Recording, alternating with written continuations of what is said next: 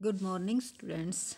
तो जो आप पोस्ट की बात कर रहे थे, तो देखो ये पहले का हमारे पास नोटिफिकेशन जो आया हुआ था वो रखा हुआ था। तो इसी को या तो इसी को रीएड किया जाएगा या फिर इसमें कुछ और पोस्ट डाली जाएंगी, क्योंकि जो पहले वाले जिन्होंने एस्टेट क्लियर किया था उन्होंने फॉर्म फिल कर रखा है और वहाँ पर एक ऑप्शन था कि जिनका एस्टेट नहीं है वो भी फिलअप कर सकते हैं और उनका वैलिड तब माना जाएगा जब उन्होंने एस्टेट उनका क्वालिफाई हो जाएगा। तो देखो जो हमारी पोस्ट हैं एक बार आप उनको देख लो, क्योंकि उनको देखने के बाद आपको एक बार मोटिवेशन मिलता है कि हाँ हमारे भी चांस है, क्योंकि पोस्ट सही निकली हुई, इतनी कम भी नहीं कह सकते हम। तो देखो बायोलॉजी की 127, केमिस्ट्री की 131, कॉमर्स की हमारी देखो 304 वैकेंसी हैं और जर्नल की उसमें कितनी है 153 हैं। 58 एससी की हैं, 28 बीसीए की हैं और 40 बीसीबी की हैं और 30 पोस्ट 10% है वो ईडब्ल्यूएस की हैं। तो देखो यहाँ पर आप अपने जिस भी सब्जेक्ट से रिलेटेड हो उसकी पोस्ट देख सकते हो। और यहाँ इस वीडियो में हम आपको क्राइटेरिया भी बताएंगे कि कई स्टूडेंट्स यही पूछे जा रहे हैं। हमने पेपर भी डाल दिया है, अगर आप वहाँ से देखना चाहो तो आप पेपर देख सकते हो। देखो पे स्केल भी अच्छा है, एज जो है वो 18 to 42 ईयर्स है। तो एक बार क्वालिफिकेशन और जो हमारे पेपर का जो क्राइटेरिया जो यहाँ पे दिया हुआ है वो भी देख लेते हैं कि किस टाइप्स के क्वेश्चन पूछे जाएंगे और कितना किसका क्या परसेंटेज रहेगा। देखो क्वालिफ़िकेशन सभी की सेम ही होती है। अपने सब्जेक्ट्स में क्या होनी चाहिए, पोस्ट ग्रेजुएट होना चाहिए। देखो हमारे यहाँ पे क्या है, MCom with accounting, cost accounting, financial account as a major subject of study with at least 50% marks and BEd from recognise university. Holder of degree of MCom in applied या फिर business economics shall not be eligible. यानी कि जिन्होंने applied या फिर business economics से की है एमकॉम पे एलिजिबल नहीं होंगे। उनके पास एक सब्जेक्ट होना चाहिए कॉस्ट अकाउंटिंग, फाइनेंशियल अकाउंटिंग या अकाउंटिंग में से, जिसमें क्या कम से कम 50% मार्क्स होने चाहिए। ये तो बात थी हमारी एसेंशियल क्वालिफिकेशन की। और एज होनी चाहिए 42 ईयर्स मैक्सिमम है। कुछ रिलैक्सेशन मिलता है वो हम आगे देखेंगे। और हाँ हमारा जो क्राइटेरिया है वो भी जानेंगे। देखो ये रहा criteria for selection examination and syllabus. जो हम वीडियो बनाते हैं वो बिल्कुल ऑथेंटिक बनाते हैं ताकि स्टूडेंट्स कोई भी गलत इन्फॉर्मेशन ना मिले। जितने भी मिलेगी वो सही इन्फॉर्मेशन मिलेगी, क्योंकि ये हमने साइट से डाला था। जो साइट पे जो नोटिस डला हुआ था, नोटिफिकेशन हमें 2019 में मिला था जब हमने पोस्ट के लिए अप्लाई किया था।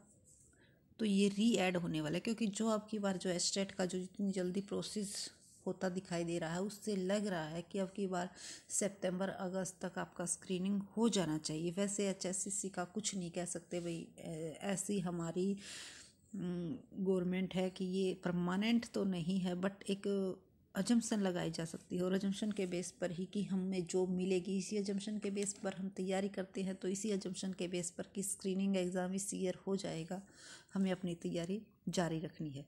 तो 100 मार्क्स का जो है हमारा होता है क्राइटेरिया, उसमें से 90% हमारे रिटर्न के मिलते हैं और 10 हमें socio economic criteria and experience के मिलते हैं। जो 90% जो रिटर्न एग्ज़ाम के होते हैं वो 2 पार्ट्स में डिवाइड होते हैं। 75% जो मिलती है वो journal awareness, reasoning, math, science, computer, English, Hindi and concern on relevant subject. ठीक है, जो 90 का जो 70% होगा, 90 का हमारा 75% कितना होता है,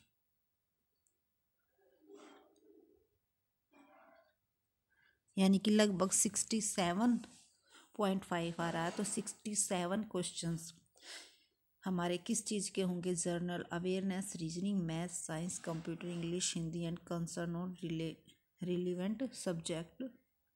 ठीक है, और 25% हमारी किसकी होगी, history, current affairs, literature, geography, civics, environment, cultural etcetera of Haryana. जो हरियाणा की जीके हैं उस पर ज़्यादा क्या रखा जाएगा, ध्यान रखा जाएगा, उस पर बहुत ज़्यादा क्वेश्चन आएंगे।